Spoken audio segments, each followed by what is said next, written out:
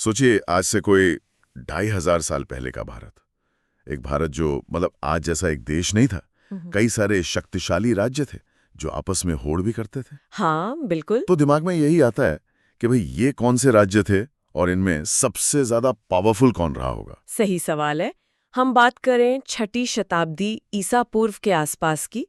उस वक्त प्राचीन भारत में 16 बड़े राज्य या आप कह लीजिए प्रशासनिक इकाइयां थीं। अच्छा 16। हाँ, जिन्हें इतिहास में महाजनपद कहा गया है। और मजे की बात यह है कि ये सब एक जैसे नहीं थे। कुछ में राजा का शासन था, मतलब राजतंत्र। ओके। और कुछ गणराज्य भी थे, जहां कह सकते हैं एक तरह का सामूहिक शासन चलता था। गणराज्य भी थे। हाँ। ये तो दिलचस्प है। तो आज की हमारी ये जो चर्चा है वो इन्हें प्राचीन राज्यों पर फोकस करेगी। जी। हम कोशिश करेंगे समझने की कि ये महाजनपद थे कहाँ, इनकी राजधानियां कौन सी थीं, कौन से राजा या शासक इनमें महत्वपूर्ण हुए, उनकी अपनी पहचान क्या थी और इतिहास में इनका इतना महत्व क्यों है। हाँ बिल्कुल। और ये सारी जानकारी मतलब इसका सोर्स क्या है? देखिए, ये जानकारी हमें उस समय के जो ग्रंथ हैं, खासकर बौद्ध ग्रंथ अंगुत्तर निकाय और जैन ग्रंथ भगवती सूत्र, उनसे काफी कुछ पता चलता है। अच्छा, ये ग्रंथ उस समय की तस्वीर दिखाते हैं। हाँ, उस समय की राजनीति, समाज, इन सब की एक झलक मिलती है इनमें। और जो लोग प्रतियोगी परीक्षाओं मतलब कॉम्पिटिटिव एग्जाम्स की तैयारी कर रहे हैं उनके लिए तो ये बहुत जरूरी है। अक्सर इन महाजनपदों की राजधानियां और उनकी लोकेशन पूछी जाती है। बिल्कुल, तो हम उन पे खास ध्यान देंगे। चलिए फिर शुरू करते हैं इन प्राचीन ताकतों की कहानी, समझते हैं कि इनका उदय हुआ कैसे। हाँ, ये अचानक तो नहीं बने होंगे। नहीं, बिल्कुल नहीं। ये एक लंबी प्रक्रिया थी। देखिए, वैदिक काल में कुल होता था, मतलब परिवार। वो सबसे छोटी इकाई थी। कई कुल मिलकर ग्राम बनाते थे, फिर ग्रामों से विश से जन, और यही जन धीरे धीरे बड़े होकर संगठित होकर जनपद बन गए। जनपद? हाँ, और ये सब उत्तर वैदिक काल यानी लगभग 1100 ईसा पूर्व से ही शुरू हो गया था। और फिर 6ठी शताब्दी ईसा पूर्व आते आते ये जनपद और ज्यादा मजबूत हो गए, संगठित हो गए और बन गए महाजनपद। बिल्कुल। इस बड़े बदलाव के पीछे कोई खास वजह, मतलब कुछ तो हुआ होगा ना? हाँ, बिल्कुल। और वो खास वजह थी लोहा। लोहा, आयरन। जी। 6ठी शताब्दी ईसा पूर्व के आसपास लोहे का इस्तेमाल बहुत बढ़ गया, खासकर खेती में। लोहे के फाल वाले हल आ गए। अच्छा। इससे गंगा घाटी की जो सख्त जमीन थी उसे जोतना आसान हो गया। धान की रोपाई जैसी नई तकनीकें आईं। नतीजा, खेती की पैदावार जबरदस्त बढ़ गई। यानी ज्यादा अनाज, ज्यादा पैसा, ज्यादा संसाधन। एग्जैक्टली। और जब अनाज जरूरत से ज्यादा होने लगा तो फिर व्यापार बढ़ा, कॉमर्स बढ़ा। नए नए क्राफ्ट्स मतलब शिल्प वो विकसित हुए, और इन सब ने मिलकर शहरों के विकास की, अर्बनाइजेशन की नींव रखी। अच्छा, इसीलिए इसे भारत का सेकंड अर्बनाइजेशन कहते हैं, सिंधु घाटी के बाद वाला। बिल्कुल सही। सिंधु घाटी सभ्यता के पतन के बाद पहली बार बड़े शहर इसी दौर में बसे। और ये वही समय था जब नए धार्मिक विचार भी आ रहे थे, जैसे बौद्ध धर्म, जैन धर्म। सही पकड़ा। इसी समय श्रमण परंपराएं उभर रही थीं। जैन धर्म, बौद्ध धर्म, आजीवक पंथ, ये वो धाराएं थीं जो स्थापित वैदिक कर्मकांडों से अलग थीं। और इनके ग्रंथों से भी हमें इन महाजनपदों के बारे में पता चलता है। हाँ बिल्कुल, ये ग्रंथ भी महत्वपूर्ण स्रोत हैं। तो आप देखिए, ये एक बड़ा ही मतलब उथल पुथल का, मंथन का दौर था, सामाजिक, आर्थिक, धार्मिक, हर तरह से। तो ये जो 16 महाजनपद थे, ये फैले कहाँ तक थे? मतलब कितना बड़ा इलाका कवर करते थे? इनका फैलाव काफी बड़ा था। अगर आज के मैप पर देखें तो पश्चिम में सोचिए उत्तरी अफगानिस्तान और पाकिस्तान से लेकर। अच्छा, उतना दूर? हाँ, और पूरब में बिहार तक, और उत्तर में हिंदुकुश पहाड़ों से लेकर दक्षिण में गोदावरी नदी तक। बाप रे, मतलब लगभग पूरा नॉर्थ इंडिया और थोड़ा दक्कन का हिस्सा भी। जी हाँ। बौद्ध ग्रंथों में उस समय भारत के 5 हिस्से बताए गए हैं: उत्तरापथ उत्तर पश्चिम, मध्य देश गंगा का मैदान, प्राची पूर्वी भारत, दक्षिणापथ दक्षिण, और अप्रांत पश्चिम। तो एक भौगोलिक समझ भी थी उस वक्त। हाँ, ये उस समय की ज्योग्राफिकल अवेयरनेस को दिखाता है। चलिए अब कुछ खास जो सबसे महत्वपूर्ण महाजनपद थे उन पर बात करते हैं। हाँ जरूर, और शुरुआत शायद उससे करनी चाहिए जिसका नाम सबसे ज्यादा गूंजता है, मगध। बिल्कुल, मगध। क्या खास था मगध में? क्यों वो इतना शक्तिशाली बन गया? लोकेशन क्या थी इसकी? दक्षिणी बिहार, गंगा के दक्षिण में। हाँ, मगध की लोकेशन ही उसकी सबसे बड़ी ताकतों में से एक थी। देखिए, उसकी पुरानी राजधानी थी राजगृह या गिरिव्रज। वो 5 पहाड़ियों से घिरी हुई थी, एकदम सुरक्षित। अच्छा, नेचुरल किला जैसा। हाँ, और बाद में उदयन ने पाटलिपुत्र बसाया, आज का पटना, गंगा और सोन नदी के संगम पर। अब ये जगह पानी के रास्ते, व्यापार के लिए, सेना की आवाजाही के लिए बहुत ही स्ट्रेटेजिक थी। और रिसोर्सेज, संसाधन भी तो होंगे। अरे बिल्कुल, गंगा का मैदान, मतलब उपजाऊ जमीन, तो अनाज की कोई कमी नहीं। पास में ही छोटा नागपुर का पठार था, जहां से लोहा आसानी से मिल जाता था। लोहा मतलब हथियार और औजार। सही। और घने जंगल भी थे, तो सेना के लिए हाथी मिल गए, इमारतों के लिए लकड़ी मिल गई। इन सब चीजों ने मगध को दूसरों से आगे कर दिया। और लीडरशिप, राजा भी तो दमदार रहे होंगे। हाँ, हर्यंक वंश में बिंबिसार और अजातशत्रु जैसे बड़े महत्वाकांक्षी राजा हुए। उन्होंने मगध का खूब विस्तार किया। बुद्ध को जहां ज्ञान मिला, बोध गया, वो भी यहीं था। तो मतलब मगध का शक्तिशाली बनना कोई तुक्का नहीं था। भूगोल, संसाधन, नेतृत्व सबने मिलकर काम किया। बिल्कुल। अच्छा, मगध के पूर्व में अंग महाजनपद था, राजधानी चंपा, उसका क्या हुआ? अंग, जो आज का भागलपुर मुंगेर का इलाका है, वो भी काफी अमीर था। खासकर उसकी राजधानी चंपा व्यापार का बड़ा सेंटर थी। लेकिन मगध से उसकी पुरानी दुश्मनी थी। आखिरकार बिंबिसार ने अंग को जीत लिया और मगध में मिला लिया। यहीं से मगध का एक्सपेंशन शुरू हुआ एक तरह से। मगध के उत्तर में गंगा के उस पार वज्जी संघ था। वो तो मैंने सुना है काफी अलग था, गणराज्य था शायद। हाँ, वज्जी या वृजी महाजनपद, राजधानी थी वैशाली। ये 8 गणतांत्रिक कुलों का एक संघ था, एक कॉन्फेडरेसी थी। 8 कुलों का संघ। जी, और इनमें लिच्छवी कुल सबसे ज्यादा ताकतवर और मशहूर था। इसे दुनिया के सबसे पुराने गणराज्यों में गिना जाता है। 2500 साल पहले एक रिपब्लिकन कन्फेडरेसी, कमाल है। तब भी ऐसी डेमोक्रेटिक व्यवस्थाएं थीं।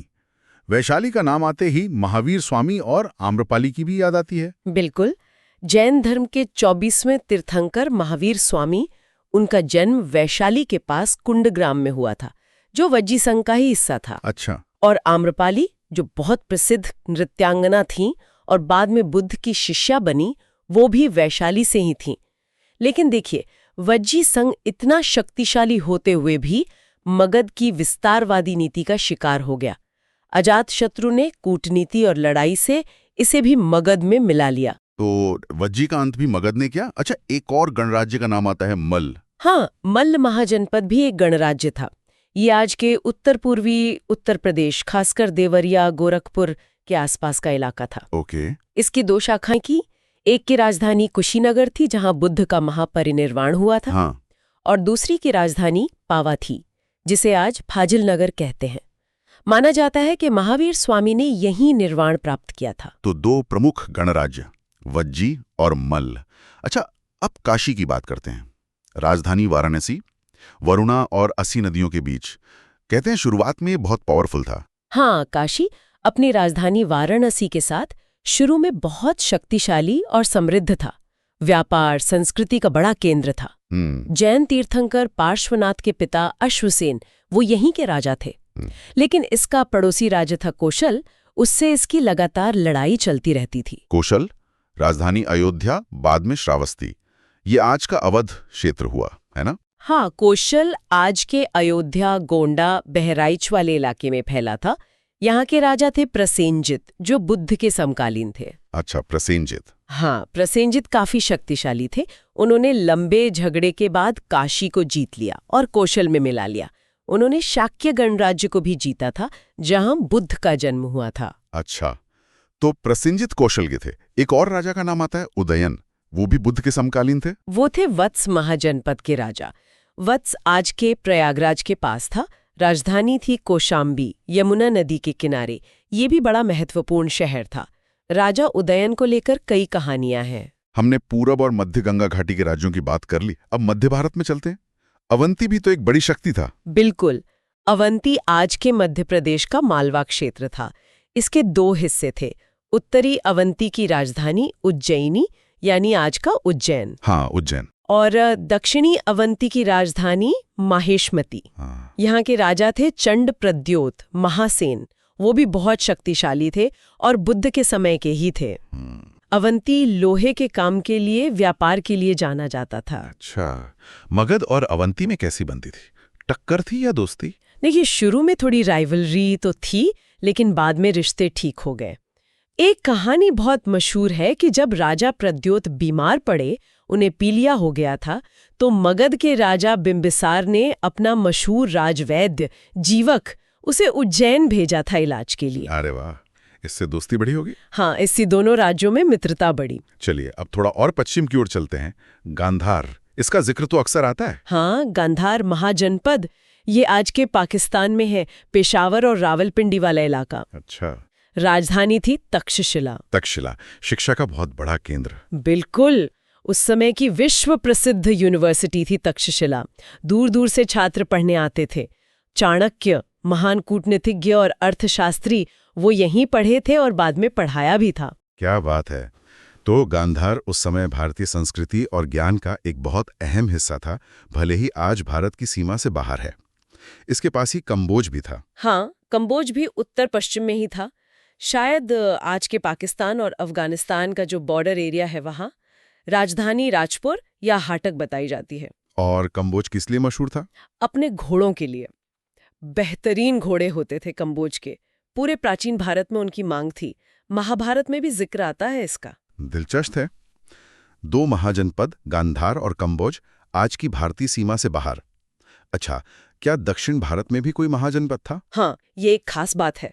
16 में से सिर्फ एक महाजनपद दक्षिण भारत में था, अश्मक या असक। अश्मक? कहाँ पर था ये? ये गोदावरी नदी के किनारे बसा था। आज का जो तेलंगाना और महाराष्ट्र का कुछ हिस्सा है वहाँ। राजधानी थी पोतन या पोटली। बाद में इसी का नाम प्रतिष्ठान या पैठन पड़ा। तो ये दक्षिण में आर्य संस्कृति के प्रसार का एक सेंटर रहा होगा। बिल्कुल, दक्षिण भारत का एकमात्र महाजनपद। हमने मुख्य महाजनपदों की बात तो कर ली। इनके अलावा कुरु भी था।